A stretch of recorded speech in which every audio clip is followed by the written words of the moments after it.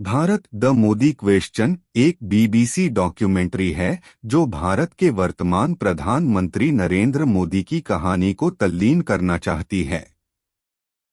Film का उद्देश्य मोदी के सत्ता में आने, कार्यालय में उनके रिकॉर्ड और उनके नेतृत्व के आसपास के सवालों और विवादों की जांच करना है। वृत्तचित्र मोदी की पृष्ठभूमि का एक व्यापक अवलोकन प्रदान करता है, जिसमें उनकी परवरिश और प्रारंभिक राजनीतिक कैरियर भी शामिल है और वे भारत के सबसे प्रभावशाली नेताओं में से एक बन गए। मोदी के समर्थकों और विरोधियों के साथ साक्षात्कार के माध्यम से फिल्म भारतीय प्रधानमंत्री और भारत और दुनिया पर उनके प्रभाव का एक संतुलित और बारीक दृश्य प्रस्तुत करती है। BBC documentary India the Modi question को मोदी के समर्थकों और उनकी राजनीतिक पार्टी के सदस्यों भारतीय जनता पार्टी बीजेपी से बैकलैश का सामना करना पड़ा। उन्होंने डॉक्यूमेंट्री पर पक्षपाती होने और मोदी को नकारात्मक रोशनी में चित्रित करने का आरोप लगाया। भाजपा ने दावा किया कि डॉक्यूमेंट्री मोदी की छवि को धूमिल करने और उनके काम को बदनाम करने का एक प्रयास था। वृत्तचित्र के आलोचकों ने तर्क दिया कि इसने मोदी के आसपास के विवादों पर बहुत अधिक ध्यान केंद्रित किया और उनकी उपलब्धियों और भारत पर सकारात्मक प्रभाव को नजरअंदाज किया। उन्होंने बीबीसी पर एक राजनीतिक एजेंडा रखने और भारतीय चुनावों को प्रभावित करने की कोशिश करने का भी आरोप लगाया। आक्रामक सामग्री मोदी के समर्थकों द्वारा वृत्तचित्र में कुछ सामग्री को आक्रामक और असंवेदनशील माना गया, जिन्होंने बीबीसी पर भारत की सांस्कृतिक और धार्मिक भावनाओं के प्रति असंवेदनशील होने का आरोप लगाया। गलत बयानी डॉक्यूमेंट्री में किए गए कुछ दावे मोदी के समर्थकों द्वारा विवादित थे, जिन्होंने तर्क दिया कि फिल्म निर्माताओं की कथा के अनुरूप तथ्यों को बदल दिया गया था। उपलब्धियों को अनदेखा करना मोदी के समर्थकों ने महसूस किया कि वृत्तचित्र ने उनकी कई प्रमुख उपलब्धियों और सफलताओं की अनदेखी की, जैसे कि स्वच्छ भारत अभियान और माल और सेवा कर जीएसटी सुधार। पूर्वाग्रह और पक्षपात डॉक्यूमेंट्री पर मोदी की नीतियों और उपलब्धियों के प्रतिनिधित्व में चयनात्मक होने और उनके कार्यकाल के संतुलित दृष्टिकोण प्रदान करने में विफल रहने का आरोप लगाया गया था।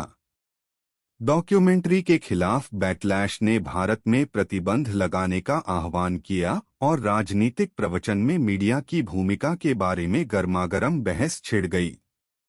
बीबीसी डॉक्यूमेंट्री इंडिया मोदी प्रश्न भारत में प्रतिबंधित नहीं किया गया था। हालांकि मोदी के समर्थकों और सत्तारूढ़ भारतीय जनता पार्टी बीजेपी के सदस्यों से इसके प्रतिबंध के लिए कॉल थे। बैकलैश के बावजूद वृत्तचित्र अभी भी भारत में विभिन्न प्लेटफार्मों पर देखने के लिए उपलब्ध था। वृत्तचित्र के आसपास का विवाद भारत में बोलने की स्वतंत्रता और मीडिया की स्वतंत्रता के बारे में बढ़ती चिंताओं पर प्रकाश डालता है। यह घटना जनता की राय को आकार देने में मीडिया की भूमिका के बारे में सवाल उठाती है और मीडिया सेंसरशिप या प्रतिशोध का सामना किए बिना विवादास्पद राजनीतिक मुद्दों पर रिपोर्ट कर सकता है। यह ध्यान रखना महत्वपूर्ण है कि भारत में सरकार के पास वृत्तचित्रों और मीडिया के अन्य रूपों पर प्रतिबंध लगाने की शक्ति है, अगर यह उन्हें राष्ट्रीय सुरक्षा के लिए खतरा मानता है, सार्वजनिक व्यवस्था या सार्वजनिक शालीनता। हालांकि इस मामले में वृत्तचित्र पर प्रतिबंध नहीं लगाया गया था और देखने के लिए उपलब्ध था। बीबीसी डॉक्यूमेंट्री इंडिया की स्क्रीनिंग भारत में जवाहरलाल नेहरू विश्वविद्यालय जेएनयू और जामिया मिलिया इस्लामिया विश्वविद्यालय जामिया पर मोदी प्रश्न विवाद और विरोध के साथ मिला। जेएनयू में सत्तारूढ़ भारतीय जनता पार्टी बीजेपी से जुड़े छात्र संगठन अखिल भारतीय विद्या परिषद के सदस्यों द्वारा वृत्तचित्र की स्क्रीनिंग बाधित की गई थी। एबीवीपी सदस्यों ने स्थल के बाहर एक विरोध प्रदर्शन किया और स्क्रीनिंग को बाधित किया, आरोप लगाया कि वृत्तचित्र पक्षपाती और पक्षपातपूर्ण था। जामिया में सुरक्षा चिंताओं और परिसर में अशांति के डर के कारण विश्वविद्यालय के अधिकारियों द्वारा वृत्तचित्र की स्क्रीनिंग रद्द कर दी गई थी। विश्वविद्यालय के अधिकारियों ने दावा किया कि वृत्तचित्र में हिंसा को उकसाने और परिसर की शांति और सद्भाव में गड़बड़ी होने की संभावना थी। प्रधानमंत्री नरेंद्र मोदी के समर्थकों ने BBC documentary India the Modi प्रश्न का नकारात्मक दृष्टिकोण रखा। उन्होंने वृत्तचित्र को पक्षपाती और पक्षपातपूर्ण के रूप में देखा और दावा किया कि यह मोदी और सत्तारूढ़ भारतीय जनता पार्टी बीजेपी को आम चुनावों से पहले बदनाम करने की एक बड़ी साजिश का हिस्सा था। मोदी के समर्थकों ने डॉक्यूमेंट्री भारत के प्रधानमंत्री के रूप में उनकी छवि और उनकी उपलब्धियों को डिस्ट्रॉय करने के प्रयास के रूप में देखा। उन्होंने तर्क दिया कि डॉक्यूमेंट्री एक तरफा था और प्रधानमंत्री के रूप में मोदी की राजनीतिक यात्रा और कार्यकाल की सटीक या पूर्ण तस्वीर पेश नहीं करता था। मोदी के समर्थकों ने मीडिया की निष्पक्षता के बारे में भी चिंता जताई और मीडिया संगठन सेंसरशिप या प्रतिशोध का सामना किए बिना विवादास्पद राजनीतिक मुद्दों पर रिपोर्ट कर सकते हैं।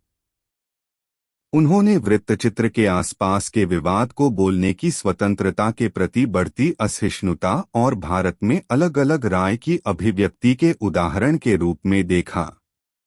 अन्य BBC controversial documentary final solution Modi प्रश्न 2002 के गुजरात दंगों पर पहला डॉक्यूमेंट्री नहीं है जिसने विवाद को रोक दिया। फाइनल सॉल्यूशन आने से पहले के दशक राकेश शर्मा द्वारा निर्देशित फाइनल सॉल्यूशन ने इस मामले को सामने रखा कि गुजरात में सांप्रदायिक हिंसा को सावधानीपूर्वक समन्वित और योजनाबद्ध किया गया था। यह सांप्रदायिक विभाजन के दोनों किनारों पर बचे और गवाहों के साथ साक्षात्कार पर आधारित था। Central board of film certification (CBFC) ने वृत्तचित्र को उत्तेजक होने के लिए प्रतिबंधित कर दिया और इस चिंता पर कि यह सांप्रदायिक हिंसा और कट्टरपंथ को ट्रिगर कर सकता है। शर्मा ने कहा था कि तब सेंसर बोर्ड के अध्यक्ष अनुपम खेर एक भाजपा समर्थक के रूप में एनडीए शासन के दौरान दस्तावेजी मंजूरी नहीं देते थे। केंद्र में कांग्रेस के नेतृत्व वाले यूपीए के पद संभालने के बाद अक्टूबर 2004 में प्रतिबंध हटा दिया गया था।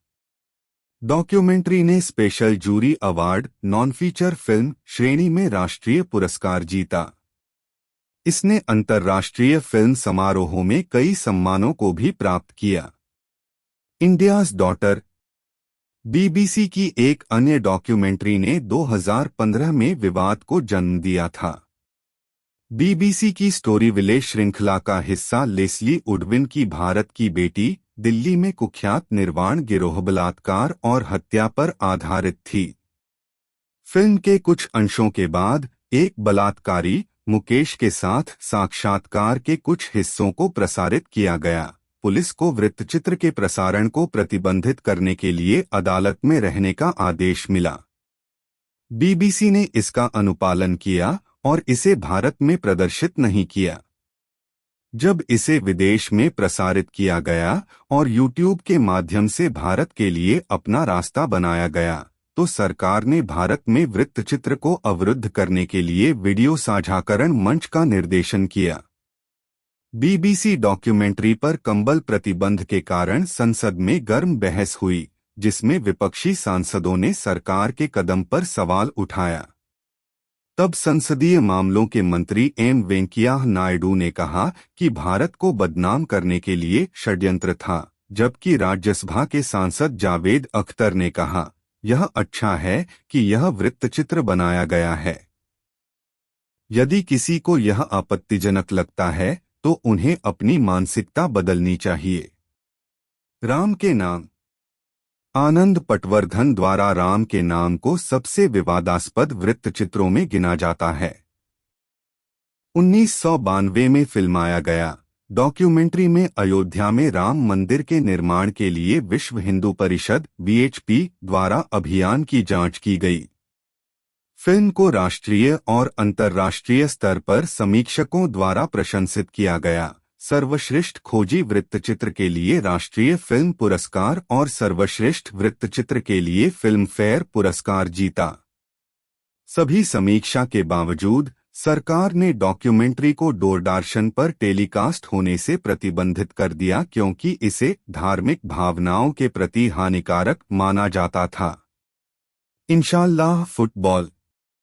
एक युवा कश्मीरी फुटबॉलर पर यह डॉक्यूमेंट्री, जो ब्राजील में खेलने की आकांक्षा रखती थी, लेकिन पासपोर्ट तक पहुंच से वंचित कर दिया गया क्योंकि उसके पिता एक पूर्व आतंकवादी थे, जिन्होंने कई पुरस्कार जीते लेकिन सरकारी दबदबे का सामना करना पड़ा।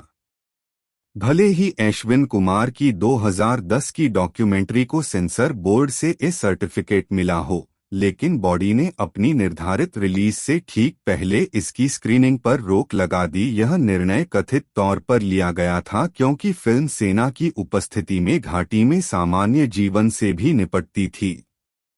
फिल्म निर्माता ने चुनिंदा दर्शकों द्वारा देखने के लिए फुटबॉल इंशाअल्लाह की स्क्रीनिंग की और ऑनलाइन पासवर्ड से सुरक्षित प्रिंट जारी किया।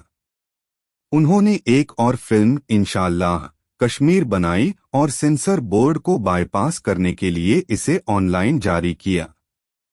Calcutta Phantom India. बीबीसी का भारत सरकार के साथ रनईन का इतिहास है। मोदी प्रश्न और भारत की बेटी से पहले ब्रिटिश प्रसारक ने 1970 के दशक में सरकार के पंखों को काट दिया था। लुई मैले के 2 वृत्तचित्रों कलकत्ता और फैंटम इंडिया के ब्रिटिश टेलीविजन पर प्रसारण ने भारतीय प्रवासी भारतीयों के बीच नाराजगी जताई और भारत सरकार की ओर से तीखी प्रतिक्रिया व्यक्त की। दोनों वृत्तचित्रों ने भारत में रोजमर्रा की जिंदगी के रेखाचित्र दिखाए, जिसे भारत सरकार ने पूर्वाग्रही माना और कुछ ऐसा जो देश को नकारात्मक रोशनी में दिखा। परिणामस्वरूप 1972 तक बीबीसी को भारत से निष्कासित कर दिया गया था। विवादास्पद BBC documentary Bharat Modi question को कोलकाता के जादवपुर विश्वविद्यालय और हैदराबाद विश्वविद्यालय में स्टूडेंट्स फेडरेशन ऑफ इंडिया के असफाई सदस्यों द्वारा गुरुवार को प्रदर्शित किया गया था। दिल्ली के जवाहरलाल नेहरू विश्वविद्यालय और जामिया मिलिया इस्लामिया विश्वविद्यालय में ऐसा करने में विफल रहने के बाद स्क्रीनिंग हुई। हैदराबाद में एबीवीपी सदस्यों ने प्रतिशोध में परिसर में फिल्म द कश्मीर फाइल्स की स्क्रीनिंग की। कृपया सब्सक्राइब और शेयर करने के लिए थैंक यू।